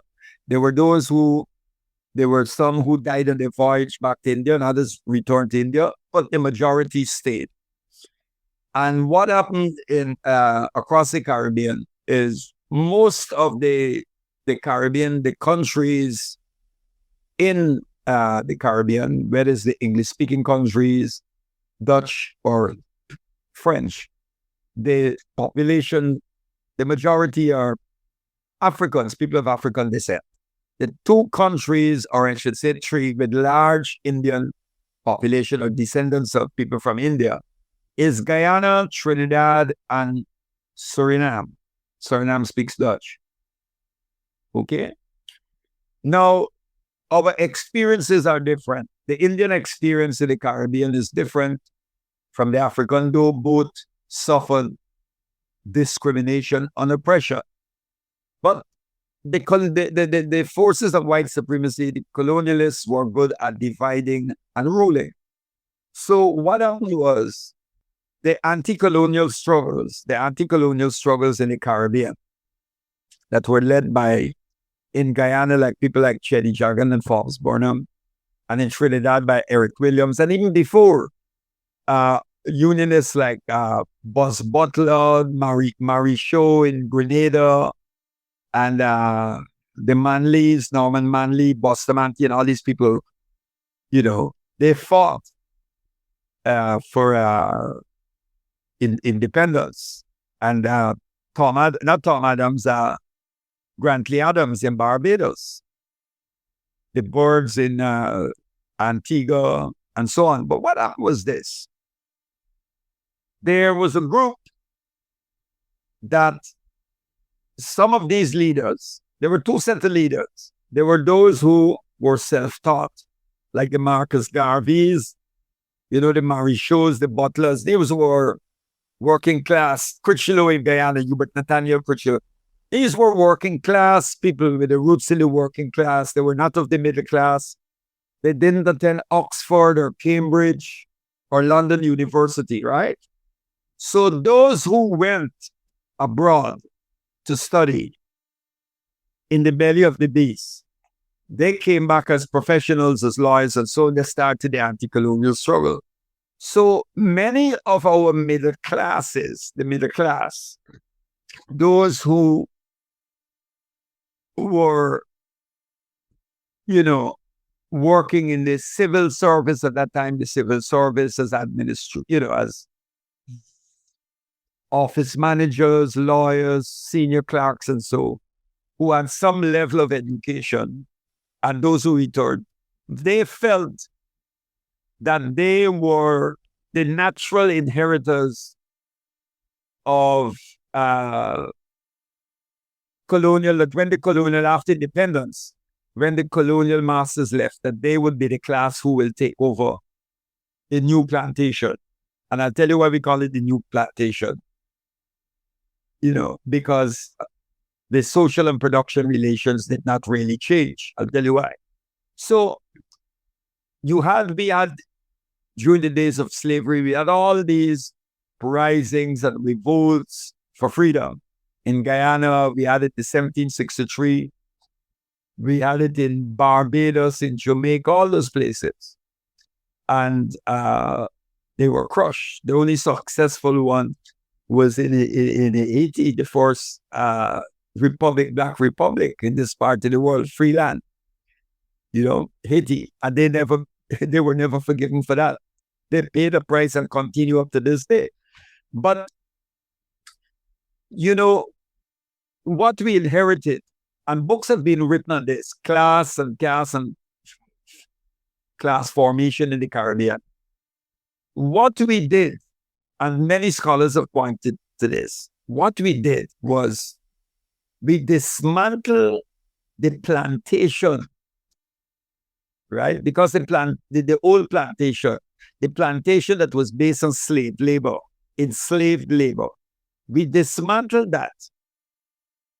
But a lot of features of that old plantation still exist. We did not transform, we did not destroy the way of arranging production and terms of the production relations, what we must produce, how it is produced, who must produce, what is produced, how it benefits us, how it should be used. The plantation overseer and the plantation owner, because you had the owners, a lot of absentee owners, people who own plantation, but they resided in the metropole, they resided in Paris or London or so. And you had overseers, local managers who managed it on their behalf in their absence. So what happened was the plantation owner of the old plantation, of the plantation based on enslaved labor, was replaced by a general manager. The overseer was replaced by a general manager, and the plantation owner was replaced by some new company or some individual, some rich family that controls not just sugar. It's not sugar anymore. So we gone from sugar now, but we have rich families controlling most of the productive land, most of the mining lands, and all of that. And the majority, the 99%, earn their living by selling, wanting the labor power to those who control the prime means of producing goods, services, or who control the means of production, distribution, and exchange. So we've just tweaked it. We've tweaked it here and there. The majority of people still refer to the big ones, even people call you boss man. Boss man, this boss man. When people refer to me as boss man, I said, I'm not boss man. I will be trying to change people's attitude and mindset to that. That's how we do it.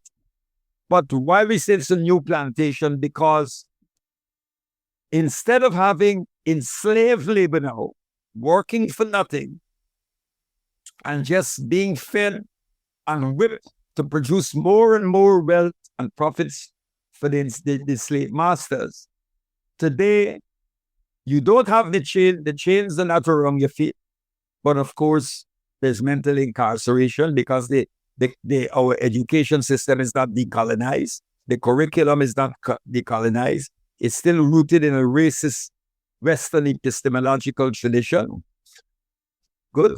So we are still, that's why after so many years of so-called independence,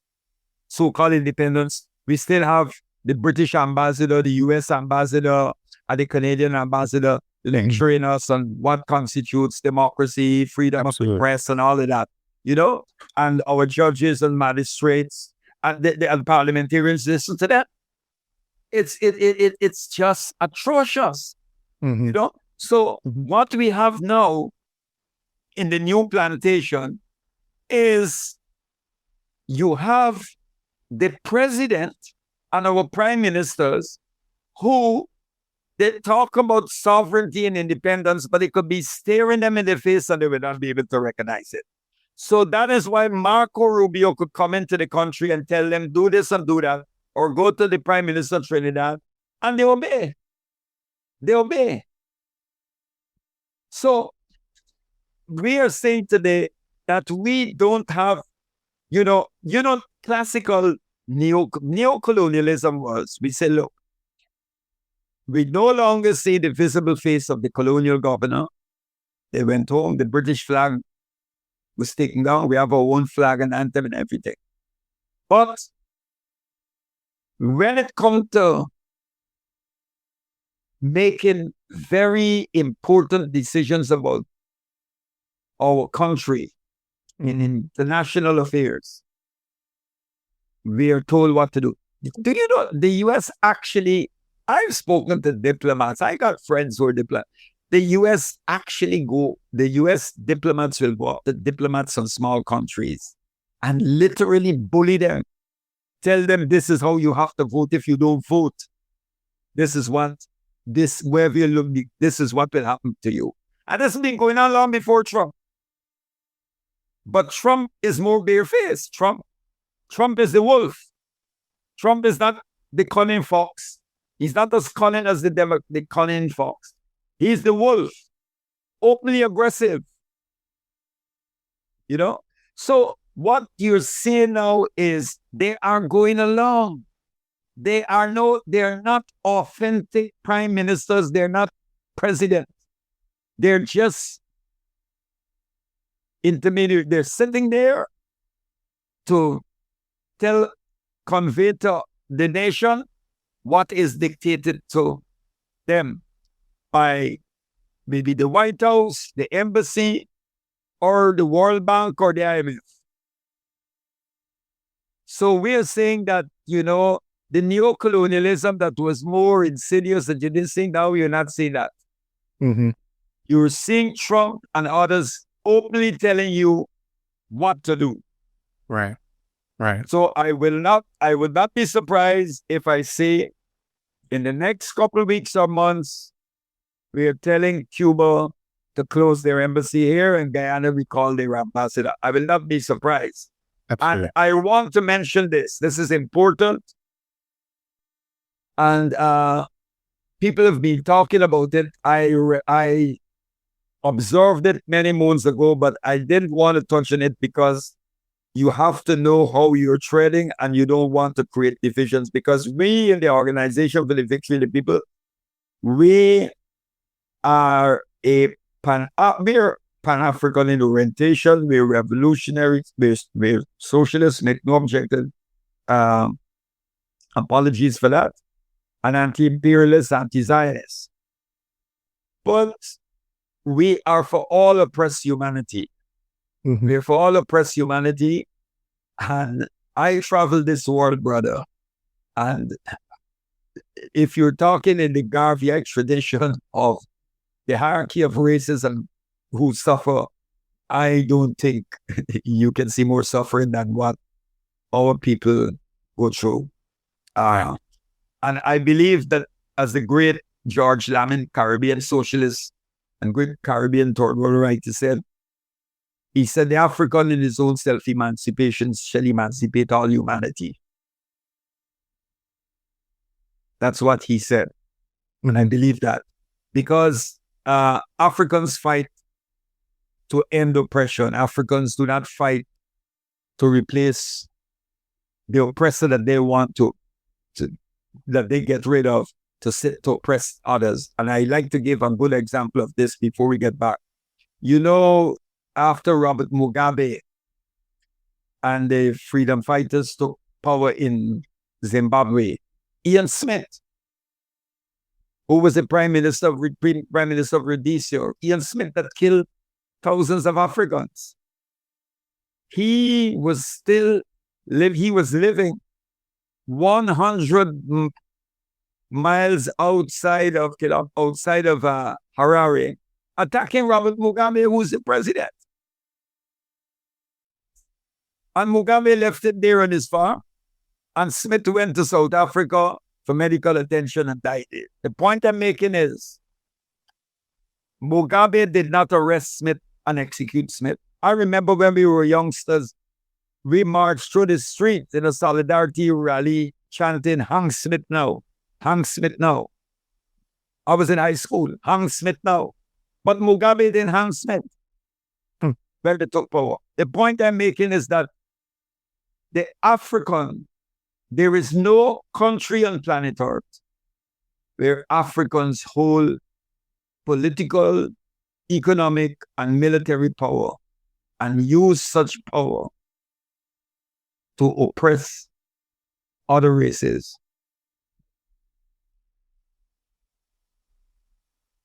South Africa, you have a black government, black faces in high places, but in South Africa, white monopoly capital is powerful.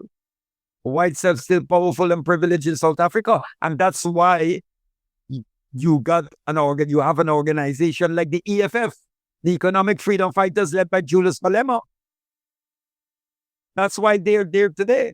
That's why organizations like the PSC and other black organizations, African organizations, are carrying on the struggle, because you have moved from one type of apartheid, from a racialized apartheid that is still there, to an economic apartheid. So Africans are still waiting for the benefits of the years of struggle in South Africa. And that is why you have, as I said, Julius Malema and the EFF in the front line in the struggle to complete that national liberation struggle. No. Because Africans you believe, after all they went through, you had a truth and reconciliation commission. Black people didn't line up white people and execute them. No, we don't do that. So to speak of black racism, I don't know of any country, any part of the world where there's black racism. I don't know. I don't know of any country where black people hold political power and use it to oppress other races. I know of nothing. So I'm getting back to the Caribbean experience, talking about the Caribbean. The Indian experience was different in the Caribbean. And there is a group in the Caribbean. Some of them reside in the United States. They are in New York. There's a group of them there. There's some in Guyana and some in Trinidad. And a number of them in Suriname. They are Hindus. They're all Hindus. This is not an attack on anybody's religion. I'm just observing, identifying, showing you the reality. This group is made up of, because not all Hindus are like that, of course. But this particular group This particular group is made up of people who are Indian ethnic supremacists. And some of them have argued for Guyana to become part of the United States, for Guyana to become a state. One of them came down from the States to launch a party, Go America, meaning we must go in America, that America and Guyana would be to become a colony of America. Well, my ancestors didn't fight for us to get rid of one colonizing oppressor for us to become. No, not that we can't. Once people like us are like, that's not going to happen. It's not going to happen. We're going to do like Malcolm X by any way necessary to make sure that don't happen. So this group, they are part of a global outfit that believes that wherever Indians live, they're part of a greater Hindutva, a greater Hindu nation. Okay? And this group that I'm talking about, they are primarily, they're intellectuals, right? They're intellectuals and they're pushing that agenda. And they have never been, this group of people, they have never been comfortable with CARICOM because they saw Caribbean and all this talk about Caribbean unity and Caribbean civilization. They saw it as primarily something that was pushed by Black leaders. They were never really happy with CARICOM. Mm-hmm. They were never happy. They saw the whole CARICOM unity and talk about Caribbean civilization as a project that was initiated by African leaders, primarily for African people across the Caribbean. That is how they see it. And this group of Indian ethnic supremacists, they have been silent. They have never said anything on the genocide in Gaza.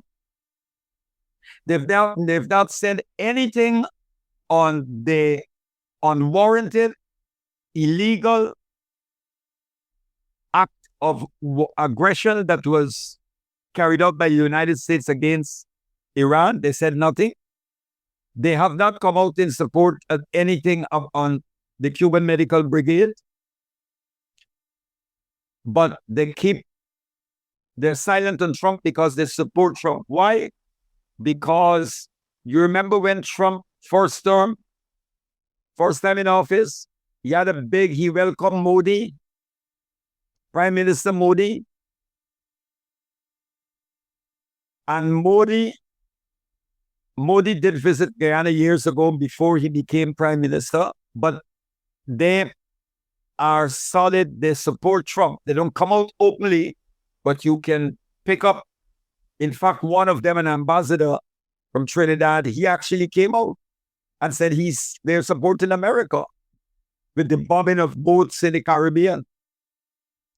So this group, this is what they're into. Let me give you an example of what they're into. They're happy that Kash Patel, an Indian, is the head of the FBI. That is what they like.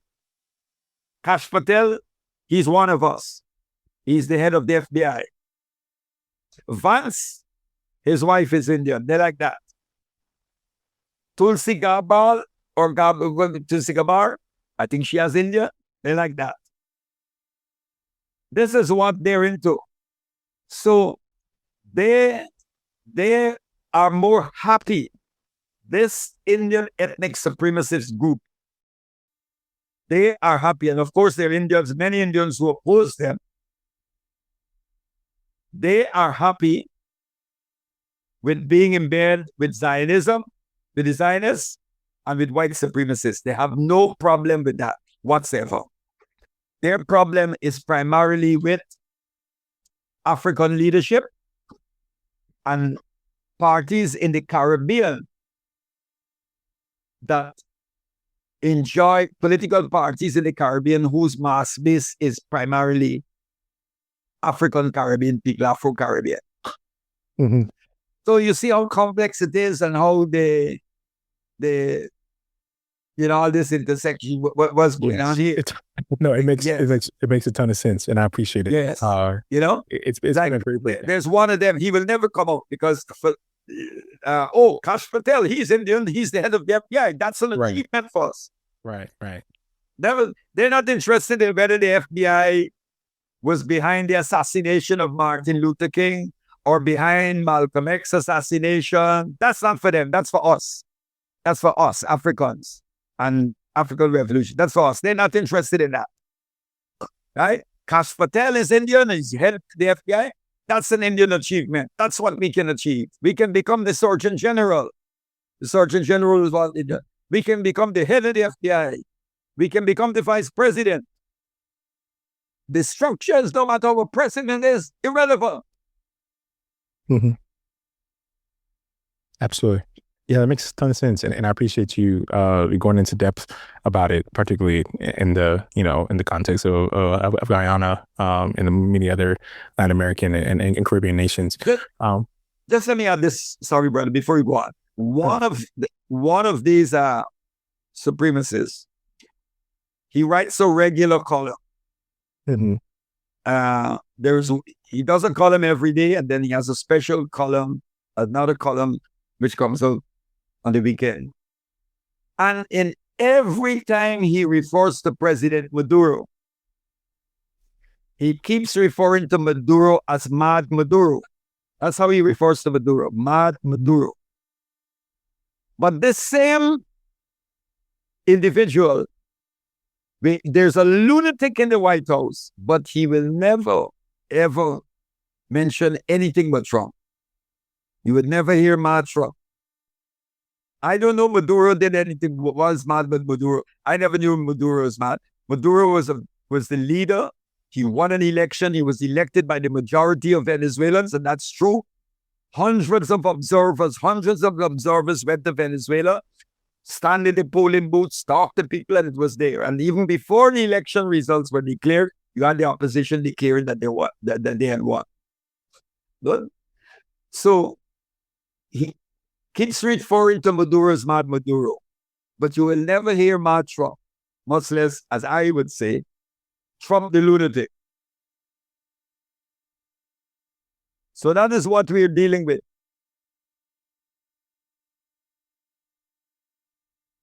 Because the African experience is different.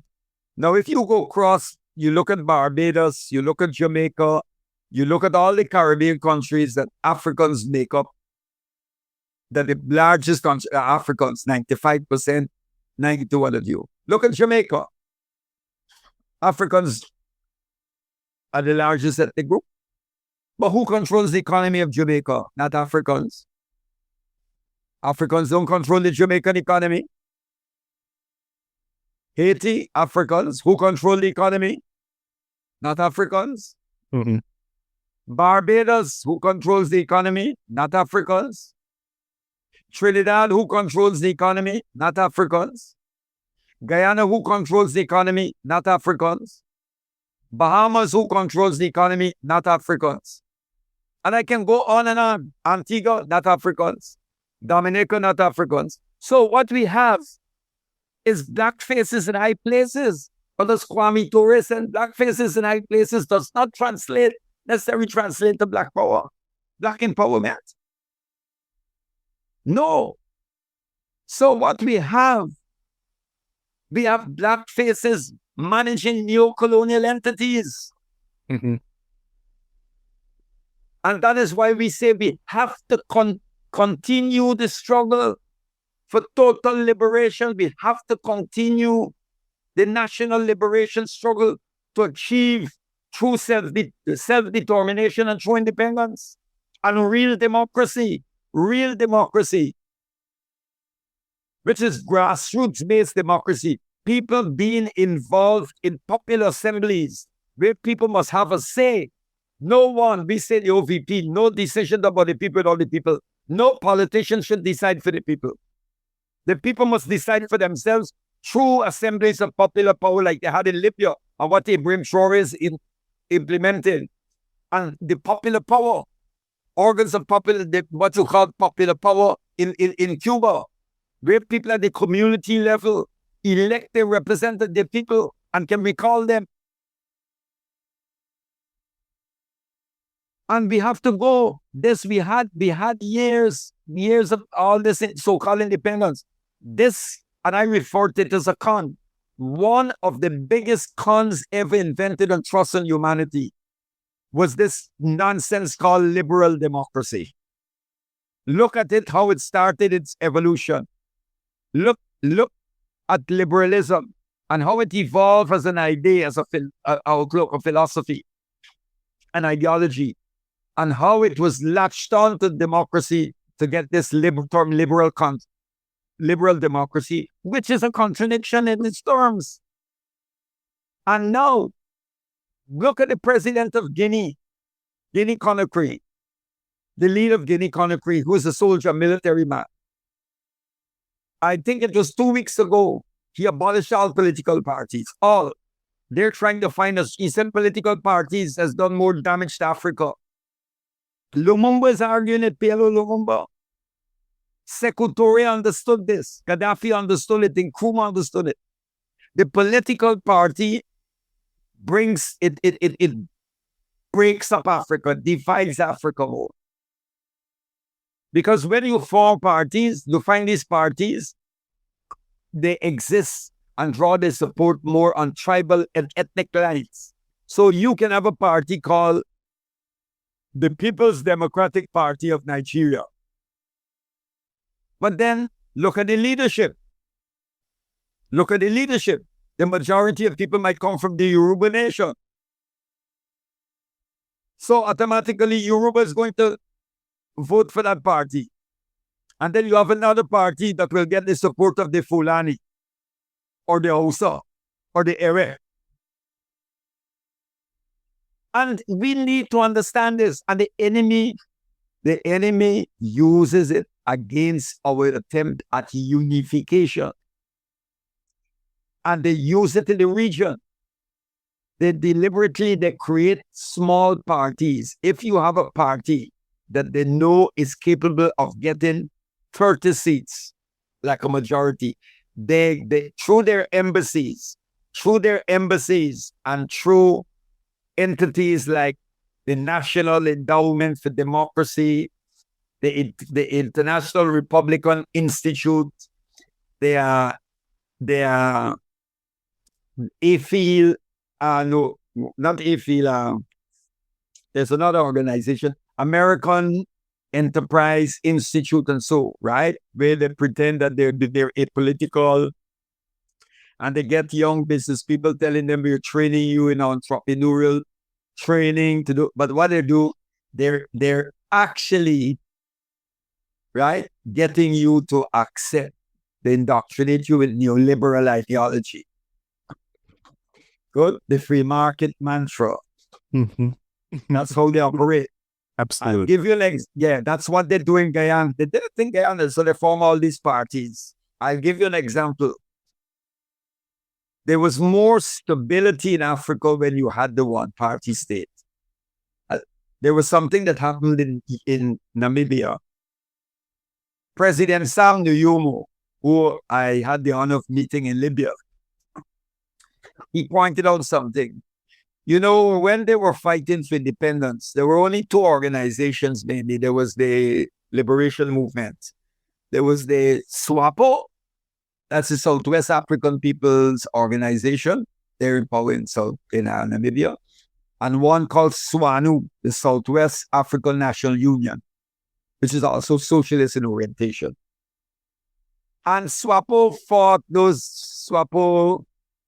they went to the battlefield, and they fought for years, the suffering and persecution. And when SWAPO came to power and after, SWAPO held elections. When it was time for elections, there was about 7 parties to contest the elections. These parties were nowhere wrong when they were fighting against apartheid. Nowhere wrong.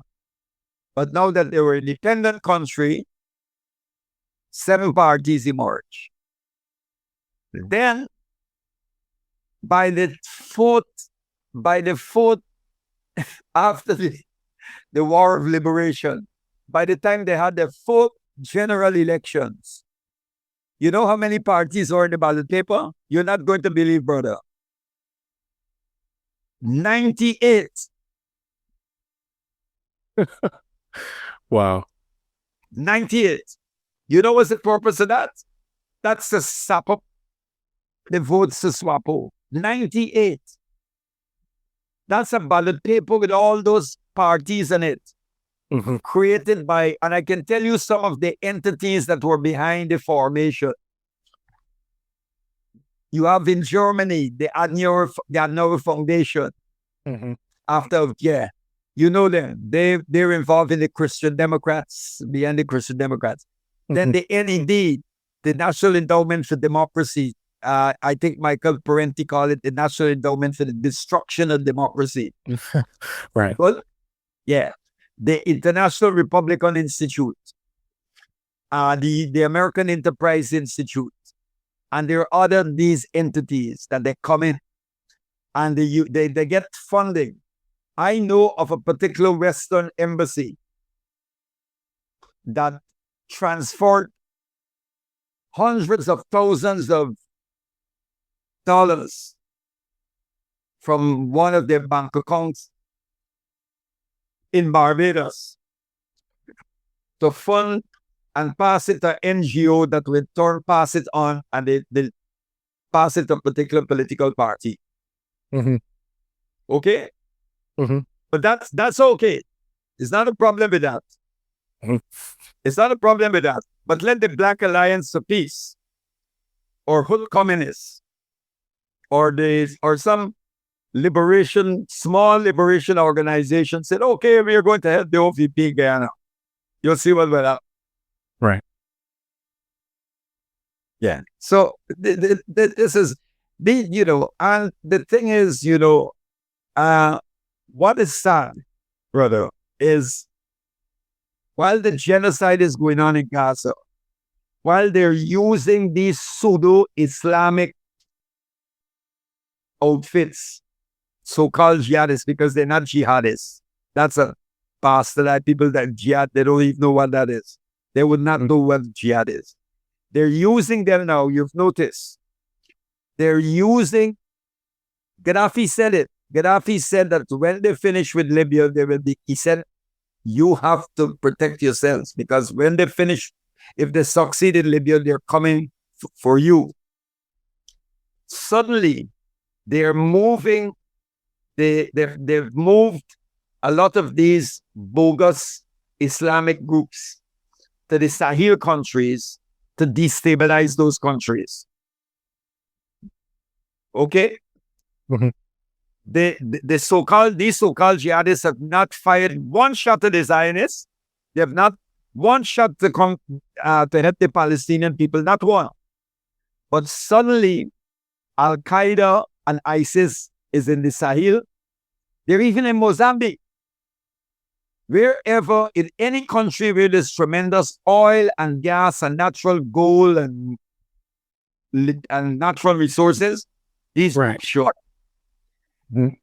These groups show up. And I'm connecting this because I need your listeners' views need to understand that this struggle is one struggle with different fronts that we are fighting on.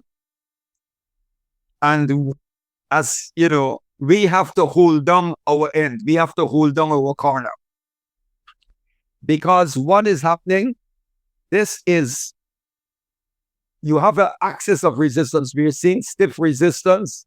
We're seeing what is going on in the so-called Middle East. In West Asia, we're seeing this.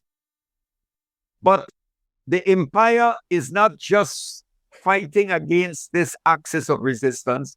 The empire wants to stamp out all forms of resistance. All forms of resistance. Whether that resistance is coming from Guyana, whether it's coming from Barbados, all forms of resistance. And the next thing they're going to do, if people like Trump continue, if Trump, the way Trump is going, is they're going to drone I call it droning. They're going to drone political activists who are anti-imperialists. You know, the same way they send a drone to kill the Abu Mohandes, the leader of Khatib Hezbollah in Iraq, and General Qasem Soleimani. Those were the people who defeated ISIS on the battlefield. You know? So Trump sent drones and kill those two great freedom fighters. So I would not be surprised if they will soon be droning anti-imperialist activists who are standing up to them, who are talking out. Because it was only today we saw the RT news where the Israeli Air Force deliberately targeted two journalists from RT News. They almost died. They were wearing the big vest saying press, and they dropped a bomb there. Both almost died. The Billy one is suffering from that hit him, fragments from the bomb, and we don't know the status of the other. But this is what they're doing. All right. So if they can target journalists, they've killed. Never in the history of any war in the history of humanity have so many journalists been killed, media workers, that said since Israel started the genocidal war, Israel and the United States started the genocidal war against the Palestinian people. Mm-hmm. More than 600 journalists have been killed. So if they can do that to journalists, what makes you think they're not going to go after political activists, anti-imperialist activists? Absolutely. No, I appreciate that. I think that's the perfect place to end off on. Because this was really helpful to contextualizing a lot of the, what we're seeing today. So I appreciate you for coming on.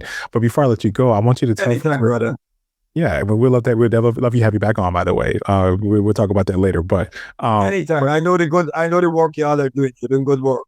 I appreciate that. Thank you. But yeah. And remember, I always say this. The work you're doing is sacred work. I appreciate that. Okay. I appreciate that. Yeah. Okay. I appreciate that. That makes sense. And I thank you. And I'll make sure I'll tell my co-host Jay that as well. Yeah. But yeah, we first of all, before we let you go, I want you to tell folks where they can find you, where they can support your work and keep up with what you're doing. And yeah, just any words to send us off here in a second. Yeah, you can find us at, you can go to our website. It's www.OVP, Organization for the Victory of the People, Guyana, one word. www.Organization for the Victory, OVP, ovpguyana.org. Absolutely. You'll see our website, or just put Organization for the Victory of the People, Guyana, come up. You will see what we're doing, what we believe.